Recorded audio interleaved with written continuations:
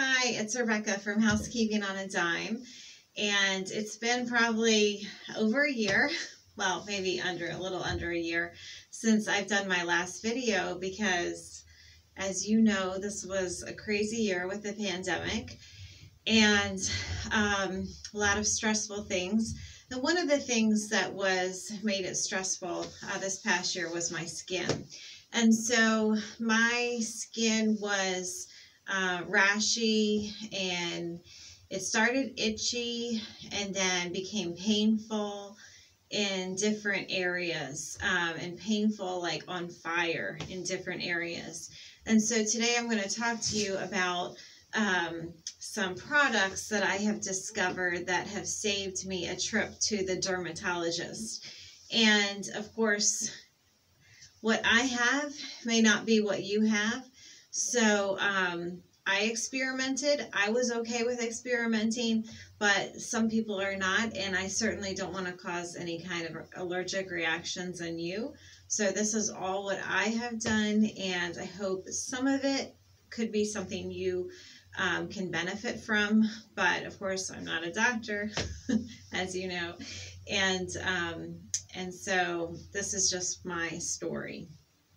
So the very first thing I probably noticed 15 years ago was I started getting all this crusty yellow stuff behind my ear, and it would eventually ooze and be really painful, and then it started coming onto the other ear. And I think my underlying issue, because remember, I've been skipping the doctor because I'm trying to live on a dime, is candida, or yeast overgrowth, which is a fungus. And so internally, most people will say, well, take a probiotic. So this one here is like one of the best on the market. But it's super expensive unless you find it cheap, like at a discount store like I have. And the problem with a probiotic is that I feel like it's preventative. And once you already have the infection or the fungal buildup inside of you, you're not going to notice any good results. So this is something to prevent it, not to cure the yeast or the painful rashy spots that you might get. So I take it, but it's not a cure-all, okay? Other things I've tried, I want to show you that didn't work. Once again, this one here, bentonite clay. You might have heard a lot about bentonite clay. It will make the pain go away initially. It'll feel good when you mix it with apple cider vinegar and apply it to the sore that you have, the rashy sore. But one of the problems, it might work long term, but one of the problems is it flakes all over and it's a mess. And so I use it when I think about it, but it's not an easy, accessible thing. Though it's probably a really all-natural, healthy way to go curing the sores. But it's, like I said, it flakes, it hardens, it gets all over. So, okay. So, going back to my ear, I did use that back on my ear, but it was always gross. It flaked, it hardened, it was this big gray patch back there of bentonite clay. And so that's not a great solution. My hair was sticking to it. So this is medical grade. You need a prescription for mupirocin. Is that how mupirocin, excuse me, ointment, 2%. My son was given this to treat impetigo around his mouth, and so I thought, well, I'll try it. And it worked. If I ever have anything behind my ear, I put it right on and it immediately goes away the next day. I only need one application of this. So mupirocin ointment, and it's dermatologic use only, okay? And I'm sorry, I have all my camera backwards. That's not great for the wording, and I will try to figure that out for you. Okay, so then the next thing is that probably before my ear, actually, I was having rash in my underarm, painful rash in my underarm. And I've been dealing this with for years and years and years. And so I would try different deodorants.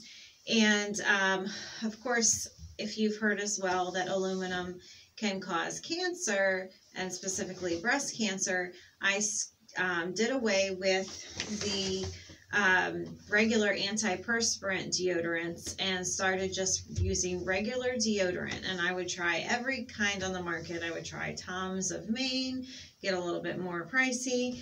I would try the cheap stuff like the men's speed stick because it was deodorant only and not antiperspirant that has the aluminum part of it. And it just got so much that I said, okay, fine, I'll just try. So here, lo and behold, I tried cheap old ladies speed stick antiperspirant, and now ever since I've been using it, the pain has gone away, and I never have an itchy rash anymore. I guess because it prevents the sweat antiperspirant. So some of these tricks are not more healthy. So your bentonite clay and your probiotic, your apple cider vinegar, those are probably more, no, not probably, I'm sure they're more healthy ways to go than putting chemicals in your body. But when you get to a point like I have been this year, where it was just so painful, I didn't know what else to do apart from schedule a dermatologist appointment and pay the copay and all the medications that she or he would give me. I just kept trying more things. So that's the second thing I fixed was my underarm. So I fixed my ear, I fixed my underarm, and then the next thing was all the other spots that any spot that is dry, or excuse me, that is dark and moist is going to grow the fungus. And so in the bikini line is where, in areas, bikini line, anywhere dark and under the bra line, I had really painful rash, and it was under the bra line is where actually I was saying that enough is enough, I'm going to a dermatologist. And because it was just so painful and so red and so awful, it even had a bad smell to it. And so I happened upon an antifungal cream that works. And I had tried lots of antifungal creams before, and they hadn't worked for me. But this one actually does work for me. It is made by Baza, and it says Moisture Barrier Antifungal Cream. It's miconazole nitrate 2% is the active ingredient in it. You can get this on, and you can't see that anyway. I think my camera is too poor for you to even read that. You can get that on Amazon. I spent $15 for this. It's a 5-ounce tube, and it works. And it has lasted me 4 or 5 months before I had to buy a new one. And I use it probably once a week, maybe twice a week, at most, specifically when I write that time of month, menstruation, right before menstruation during PMS. My body, my skin just breaks out like crazy. And so I have been told that your body makes less estrogen right before menstruation. And so ways to increase estrogen are eating soy products, which I've been trying to implement, even though soy is not supposed to be good for you.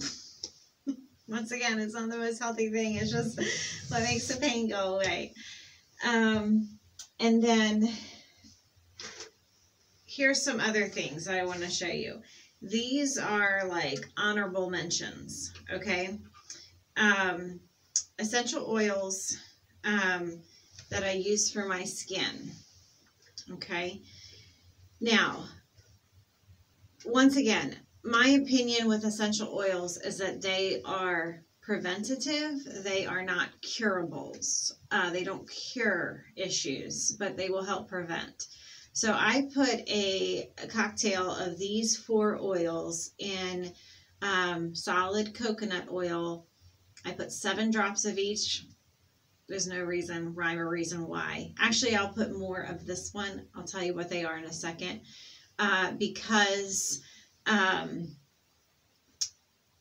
it's not as expensive as the other ones, okay?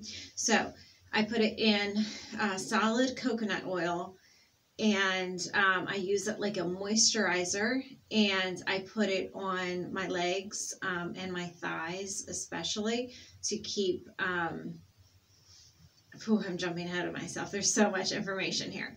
Okay, so tea tree oil, frankincense oil, and cedarwood oil. Tea tree, frankincense, and cedarwood are oils that are good for your skin. Don't ask me the science behind it. My sister, lovely, she has a channel called Tea and Oils. She can explain the science to you, why these oils are so good for your skin.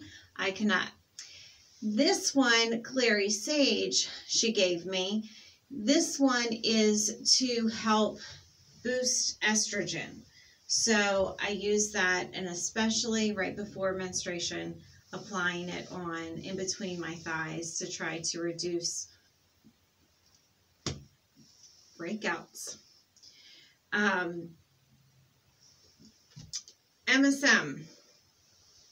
This is liquid sulfur. I will put this in water and take my vitamins. MSM is also really good for your skin and your hair.